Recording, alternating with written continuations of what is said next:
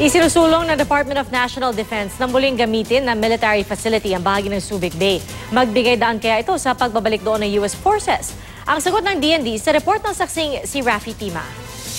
Is approved on second reading. Kasunod ng pag-reject ng Senado noong 1991 sa extension ng pananatili ng US military sa bansa, ang proseso ng pagsasara ng base militar nila sa Subic na natapos noong 1992.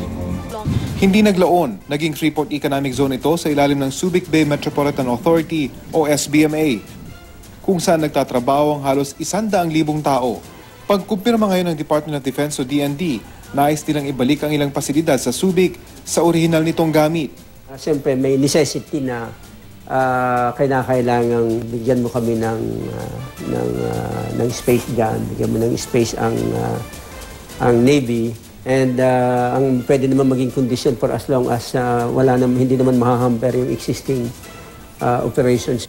Magandang lokasyon ito para sa militar lalo't nakaharap ito sa West Philippine Sea, kung saan naroon din ang ilang teritoryo ng pinag-aagawan ng Pilipinas at ng China. Yung kasing F-50, I don't think, yung basa kasi hindi na pwede yung landingan, damage na yun eh. Ang Clark medyo busy na, lalo nang hindi po pwede. Siguro pagka may mga exercises lang, pinakamaganda na dun sa Subic. Pero ang hakbang na yan, posible kaya magbigay daan sa paggamit ng US Forces sa Subic. Meron na kasing Enhanced Defense Cooperation Agreement o EDCA na pinirmahan ng Pilipinas at Amerika noong 1 taon. Pero ang pinapayagan lang nito ay pagbibigay ng access sa US Forces sa mga pasilidad ng militar sa Pilipinas. Ibig sabihin, hanggat walang pasilidad ng AFP sa Subic, hindi ito maaaring gamitin ng US Forces. Ibang usapan kung mapasa kamay na muli ng militar ang ilang bahagi nito, kaya duda ang grupong bayan sa hakbang. Sa esensya, praktika, magiging base militar ng mga Amerikano.